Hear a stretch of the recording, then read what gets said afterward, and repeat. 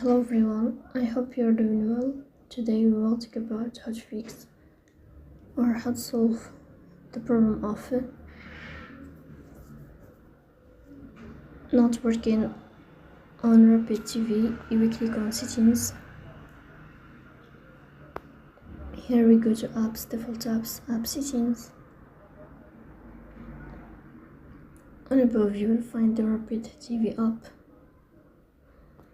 Here we go to first stop and we click OK. And then we'll enter to storage. Here we click on clear cache. In the end, you will turn off your phone and you will wait a moment to restart your phone again to fix that problem. So please don't forget to support us by like and subscribe. See you next time and thank you for your watching.